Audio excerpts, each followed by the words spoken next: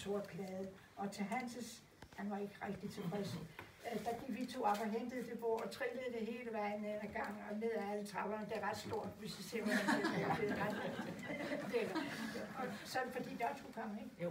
Og så tog vi hen og besøgte ham, og jeg kan huske, at han havde plukket vinterdækker, så det var en vinter, ikke? Men jeg ved ikke, om det var ved den lejlighed, vi sagde, der var inde med rejst, og der havde været nogle andre efter jer, som i Forsøgsgården. Ja, der havde været nogle. Ja, en der skulle holde sådan mentale konferencer. Ja, og han var meget mental. Ja. Han var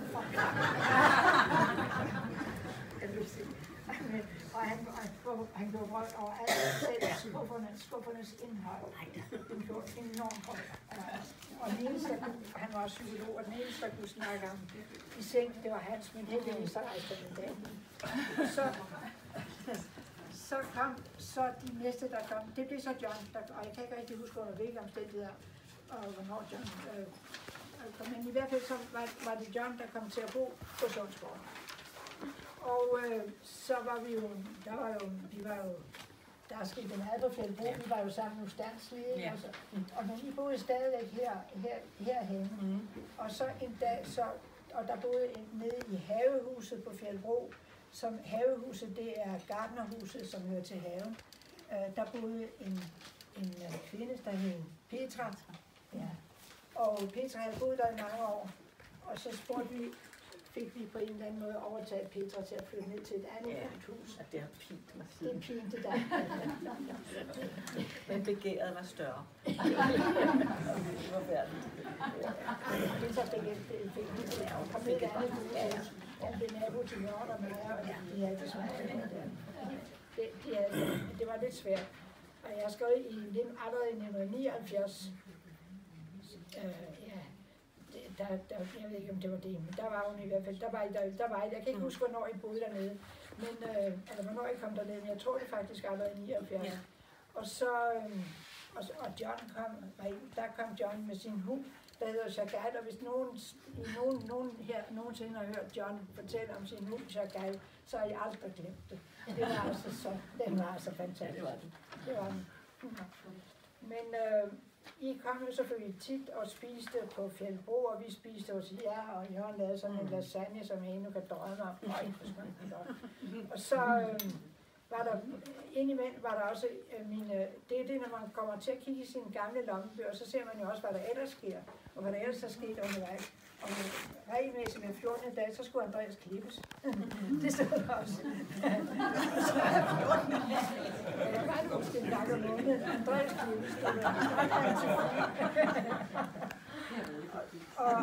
Og på Egeskov havde min mor vældig drøm på med at lave musik. Min mor var meget musikalsk og havde selv gået på konservatoriet, og hun fik en idé om at lave lave koncerter på Egeskov i Riddersalen og lave en masterclass og få de rigtig store folk til at komme og undervise. Og så havde hun i fjernsynet set, det var også i fjernsynet nu på det tidspunkt, der var allerede, havde hun set Isaac Perlman spille. Nej, det var Rostropovich. Ja. Rostropovich havde det med at gå og spille i gaderne i Rom, der hørte hun ham også. Og så ringede hun til Rostropovich, jeg ved ikke, hvordan hun tog sig. Det gjorde hun faktisk. Og skrev, og så fik hun ham til at tage til Egeskov, og hvor han lavede en masterclass, og der var mange mennesker, der kom og hørte det, og han var så sjov. Og han var fantastisk sød, og han kom igen år efter år. Ja. Men der, altså Perlman var der også. Ja. Men han var vist, han var langt, ja. Så han sad sådan en af så han sad i en rigtig kørestol, og der er ikke nogen elevator på Egeskov op til Riddersalen. Og han var absolut, han var tykkere end mig. Så det var hårdt at få ham der. Så han kom aldrig med der. Det gjorde han dog ikke. Men der skete altid noget spændende. Så en dag i 1980 er jeg kommet frem til, for jeg fortæller kun om de første 3-4 år.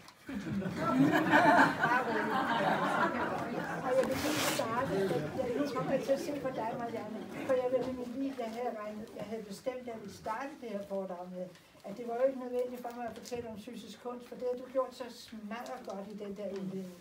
Og både kønligt og fint. Så hvis der er nogen af jer, der ikke har læst om fysisk i forvejen, så kan I bare læse det, Marianne har skrevet, den indbydelse, hun har sendt ud. Det er så fint. Så derfor er det ikke ret mere om fysisk kunst, I kommer til at høre. Men I kommer til at se den jo. Og så er det, og det var også den mening, jeg ville have sagt, at I kender jo alle sammen, synes, men I kender hende ikke fra den tid. Jeg kendte hende helt fra 40 år tilbage, eller 42 år tilbage. Ja. Men allerede i 1979, der kommer Viggo Clausen og besøger os på Fjeldbro. Og han er fra Clausens Kunsthandel, hvor du også, hvor Sys jo også udstillet. Altså, han var en slags far for jer alle sammen. Ja, det var han. Jo. Og havde de bedste grafikere derinde. Og han og Viggo blev fantastisk gode venner. Og vi snakkede meget alle sammen. Og så er der ustandslige, hvor I kommer, og Jørgen og John, og vi spiser også den ene og den anden, og så videre, og så videre. Nå, så i 1980, så dukker Svend Vig Hansen op. Og det skete, fordi John kom med ham. Svend har 2 sønner, og den yngste søn, der hedder Nikolaj, han, som er en branddygtig designer i dag. Han var meget længere om, og han kunne ikke holde ud at gå i skole. De kunne ikke få ham til at gå i skole, så da han var 15 år, havde han ikke gået i skole endnu. Det er rigtigt. Og Svend og Leila, hans forældre, havde tvivlet, måtte have taget ud af en af skoler ustandsligt. Og så, det gjorde så, at de vidste ikke, hvor meget tit kom så Svend til sine venner, og han bragte Nikolaj der i nogen tid. Og blandt andet hos John. Nikolaj var lidt mad hos, og han var nogle gange mad hos John. Og så kom John ud til os med Nikolaj. Og det er så også skrevet op. Og så er vi fremme i... Det var fordi, de skulle skyde skader og sådan noget, ikke? Nå, var det derfor? Ja, når jeg var hos mig. Ja. Når de skulle skyde. Ja, det var derfor Nikolaj kunne lide hos John. Ja. Nå, Nikolaj, han havde endnu ikke fået jagttegn. Det fik han jo så senere. Det var det også. Og John var en stor jæger. Ja. Ja. Så...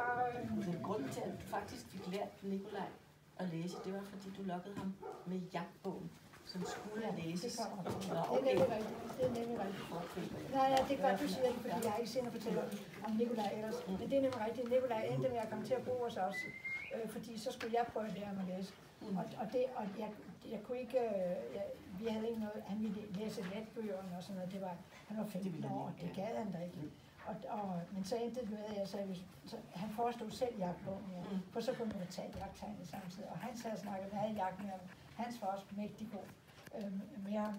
Du fik ham, det er en anden historie. Det var til at ryge op. Men Nikolaj var hos os et års tid, tror jeg. Ja. Og lige inden det startede, så havde Svend en stor udstilling i Korsdæk-samlingen. Men jeg kan se her, at i 1980, der kommer Svend og bor nogle dage på Fjeldbro. John boede også meget til Fjeldbro, der var masser af plads. Og i marts måned 1980, der tegner Svend på 3 store tegninger. Pragtfulde tegninger. Han begynder på dem hos os. De ligger på sådan et stort spisebord. Og så tegner han lidt på den, og de var beregnet til, den ene af dem var beregnet til Karen Bennicke, som ikke er her i dag. Sidder der, Karen? Hvor er du? Sidder der med den. Jeg tænkte, jeg ville glæde dig med at fortælle den historie her.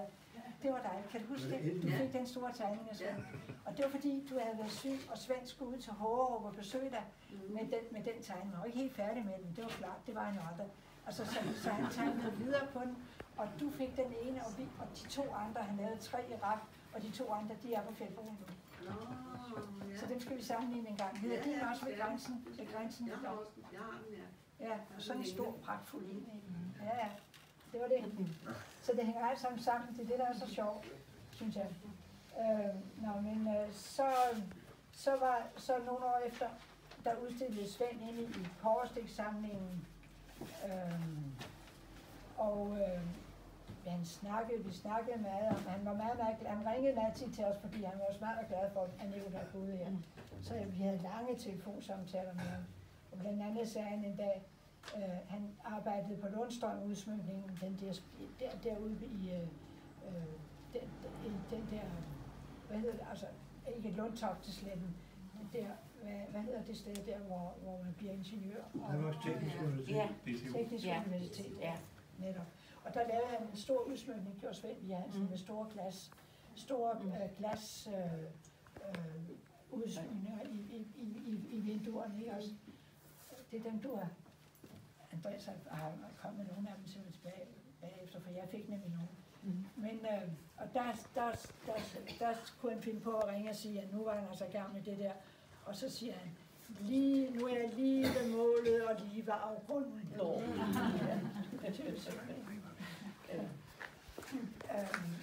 Og så var der han samme år og holdt en stor udstilling, en retrospektiv udstilling i Korsdækssamlingen i København, og der var han, så jeg over besøge ham. Du er over i det. Du har hørt det så tit, så jeg tænkte, det ville være, at du ikke gør det. Jeg spekulerer bare på, hvad jeg egentlig lavede i alt det tid. Du var med.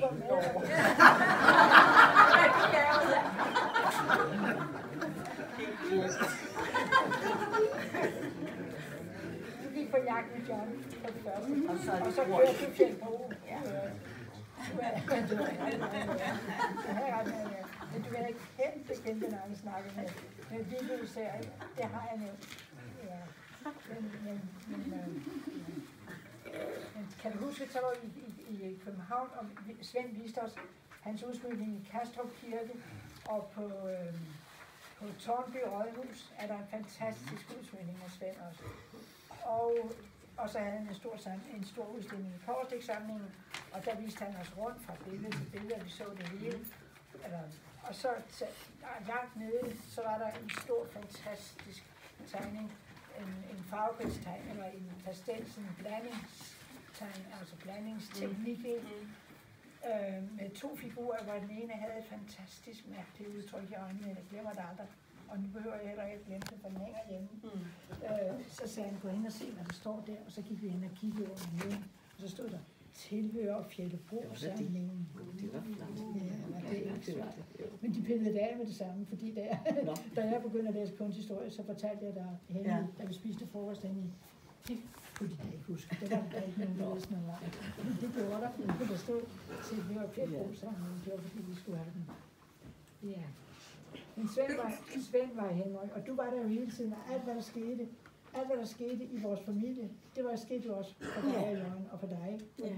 Vi alle de ture, vi har kørt sammen og snakket sammen, og blev ved med jo. Til sidst, jeg har lagt med at køre bilen nu, fordi jeg bliver nemt distræt. Andreas synes, jeg bliver for distræt. Men inden det kom så vidt, så blev vi desværre afsløret, synes jeg mig, i Kværndrup, hvor vi kom kørende der, hvor for rundkørslen der i Kværndrup, hvor man så kører ind af den der vej, hvor de har stillet sig nogle bump. Og dem er jeg da ikke lagt mærke til, for synes jeg, det var rigtig en kæmpe snak, så vi kørte bump. Og så kørte der nogen bag ved os. Jeg vil lige være præcis, det var blomsterkasserne.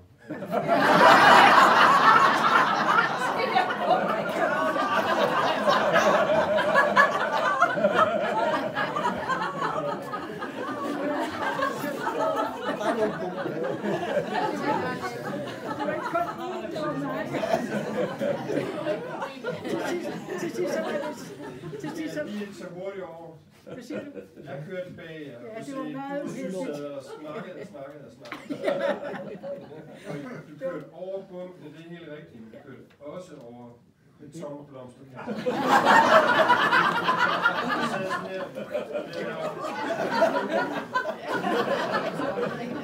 Ja, men det var graden. Det var som synes jeg. Det var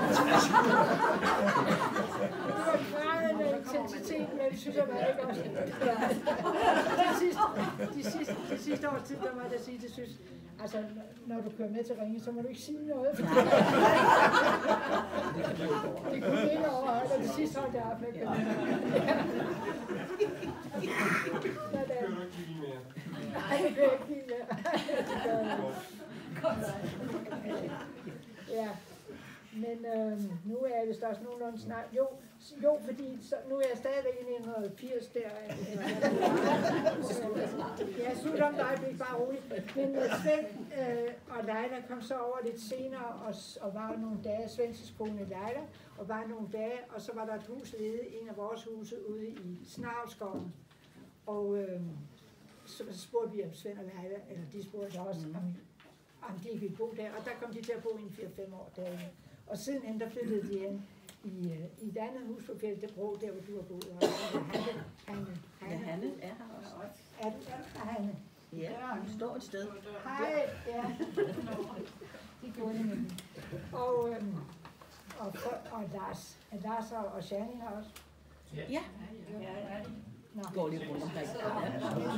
Lars og Shani, de boede i et andet hus på Fjeltebro, nemlig forvalterboligen. Den der det gule hus, lige når man kommer til Fjeltebro, inden man drejer om hjørnet, som Michael senere overtog som atelier for sine malerier. Men der boede Lars og Shani i nogle år, inden de flyttede ud i Bøgerhuset, og de overtog Bøgerhuset efter Hans Jørgen Brøndum fra Brøndums forlag, som synes jo også arbejdede, som I alle sammen arbejdede for, de der små, fine bøger, han lavede, hvor I lavede nogle, ikke illustrationer, men nogle selvstændige små mesterværker til. Det var nogle fantastiske bøger. Så Hans Jørgen ude også, og jeg ved ikke, hvad du lavede, du var der med ud til middag, og Hans Jørgen. Hvad siger du? Det var altså lige så meget med. Du snakkede lige så meget med Svend og Leila også. Og det gør det ikke. Jamen, det var jeg selv, der sagde. Nå. Men det her, det er bare for at fortælle, hvordan det hele startede med, at Fjeltebro blev en slags omdrejningspunkt på billedkunst. Og det gjorde det faktisk ikke. Og det kom og så alt det løse, alt det vi fik. Men altså, alt det det var meget vigtigt magnetisk punkt. Ja, Hanne Warming var der også på et tidspunkt. Og modellerede dig. Og modellerede mig, ja. Og Anders Brasch kom også, ja. Ej, der var mange. Og det var i mange år faktisk. Men det var faktisk nogenlunde, hvad jeg har at sige om. Og hvis der er nogen, der gerne vil spørge mig om noget, så skal de bare sige til. Så skal de bare spørge. Men så vil jeg så slutte. Jeg har sagt det hele, tror du, har jeg talt nogen om, men jeg har sagt mere. Du har ikke fået sagt det hele. Nej. Men altså, det kan jo ikke siges. Nej. Jeg synes, du har givet et godt lille billede af det, hvor forkælet vi var, faktisk, ved at bo der. Har Karen og Tyse bare skummet fløden bagefter til? Hvordan? Jamen, jeg mener, omdrejningspunktet, som du snakker om, som Fjeltebro, det blev på et eller andet tidspunkt også til Gudme og Ejden. Ja, det er rigtigt. Og der må være et eller andet gap, hvor galleriet og alt det her er opstået, som faktisk har passet rigtig godt ind, fordi der har været så mange kunstnere på Ejden. Det er rigtigt. Og som så ligesom har ført noget videre. Ja. Fordi jeg kunne ikke forestille mig, at alle os, vi havde siddet på Fjeltebro og haft den samme dag. Nej, vi kunne ikke have lavet det, vi laver. Nej, vi kunne slet ikke have lavet det, vi laver. Så det var sådan et forsøg på at være lidt morsom. Nej. Og historisk, ja. Jamen, det var også fordi, der var jo mange ledige huse hos os, ikke? Ja. Og så var det, vi tænkte, så var det, vi tænkte hen ad vejen, at hvis vi kunne leje dem ud til en rimelig leje til billedkunstnere, så kunne vi da ikke gøre noget bedre, det ville der være i ordene. Der ved jeg jo sjovt nok, at du havde en aftale med Sys om, at hver gang hun lavede et tryk, så fik du et stykke. Ja, det ville du også have fortalt. Ja, det gjorde jeg med alle på egen i lejet. Det var kun Sys var boet på selve Fjeltebro, altså med din rejsestående deroppe, det var derfor. Det var der. Men så var I var jo også i Rom nogle gange, eller ofte i Rom, ikke? Og det første år, der kom jeg med, og der var du altså ikke med, men du havde ikke lyst. Der tog jeg ned til Rom, og der gik vi så endevendte vi i Rom. Ja. Det var det spændende. Men så i går aftes, da jeg skulle forberede det her, eller de sidste par dage, da jeg skulle forberede det her, og jeg læste alle mine gamle noter og så videre igennem, så fandt jeg sådan en stak breve fra Syst, fra da hun var, alle de gange hun har været i Italien, dem har jeg simpelthen ikke noget at læse igennem. Men det var jo, vi skal lige høre nogle få, du skal lige høre et lille citat. De var, altså, det var jo herligt, det var jeg jo så kendt alle sammen. Og der for eksempel så fortæller du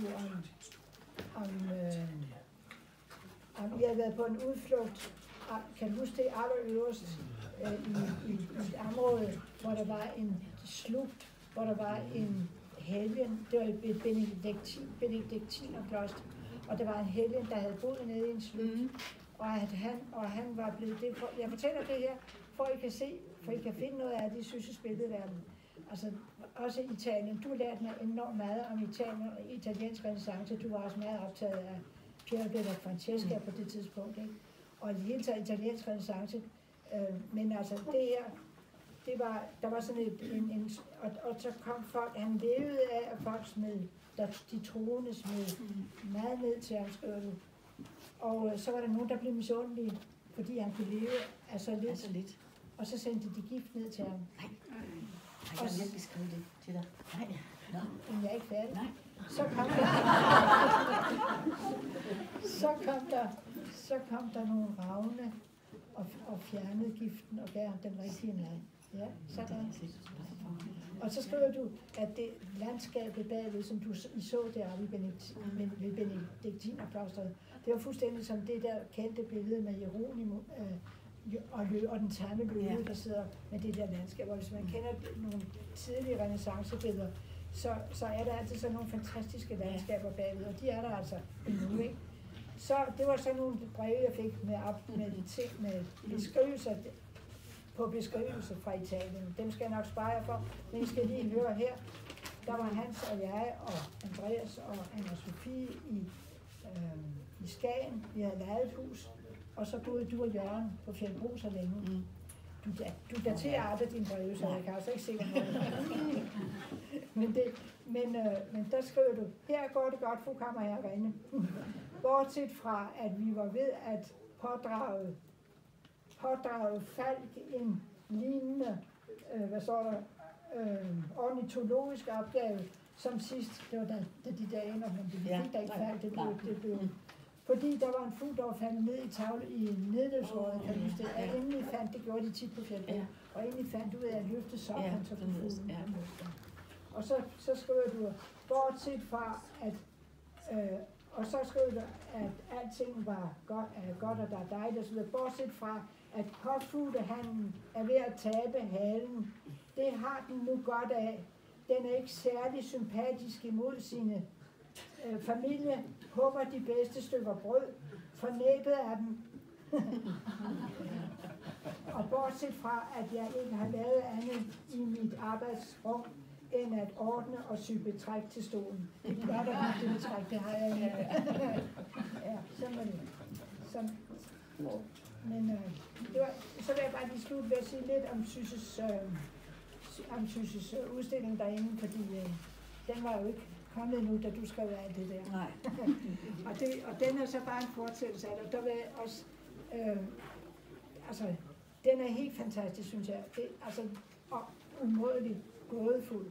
Altså, man ved jo aldrig, hvad de laver, de figurer, og det ved du heller ikke selv. Det er ikke rigtig selv. Jeg laver i rigtig næsten det næste billede, for at finde ud af, hvad det var, de foretog sig der. De afføder altid sådan et lille, et tomt sted, jeg må undersøge, og så kommer jeg bare i gang med det næste billede. Og når det var det sådan, og det var det, og så slutter det, og så, ja. Og så følger de hinanden. Ja, det gør det. Og det, du har også samtidig sagt, at nu er vi der, og jeg er rigtig spændt på, hvad der sker. Ja, det er rigtigt. Det er sådan, du arbejder, ikke? Det er sådan. Ja, nå. Det er blandt andet, altså. Men og så har du engang skrevet og det at lave billeder af min tankeform. En udvendig hjerne, jeg har. Jeg er konstant nysgerrig efter, hvad disse personer på billederne laver.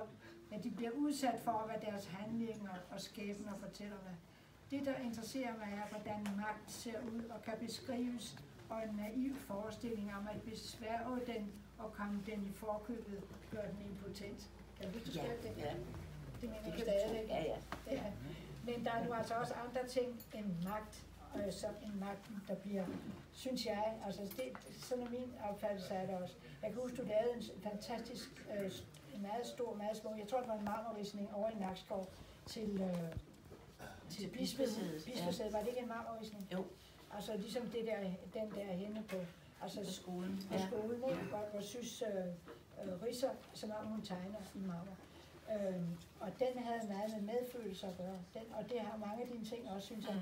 Mange af dine figurer har du medfølelse med. Der er nogen, der tager sig af dem, og det går dem i det, mange af dem. Men der er også nogen, der tager sig af dem. Det synes jeg også er påfaldende i dine ting. Og så synes jeg også, efterhånden som jeg har lært, der kender nu også, da jeg var inde og se din udstilling her i går, der er altid nogle helt uskyldige, vidunderlige figurer. Og det er som regel dyr, ikke? Hunden. Ja. Og nu er det lavet et med den lille kat deroppe, den havde jeg ikke set, den der stor. Og så den der antilope, som er på plakaten, som er den ene af dem, de der altertavler, som oprindeligt var ment som en altertavle. Ja. Er det ikke også et af de uskyldige? Jo, det er det. Det synes jeg er så smukt, at der er det. Men man kan gå ind og se på Sysses udstilling derinde, og se hendes ting, og dykke ned i hendes billeder, og tænke, hvad er det, de laver. Og gå ud igen, og så må man ind og se på dem igen, for man kan ikke huske det. Og sådan kan man blive ved med at fordybe sig, og sådan synes jeg er en meget stor kunstnerarbejde, og det gør du. Ja, du gør. Tak.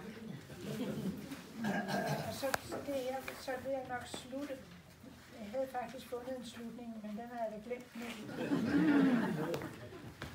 Hvor var den der henne?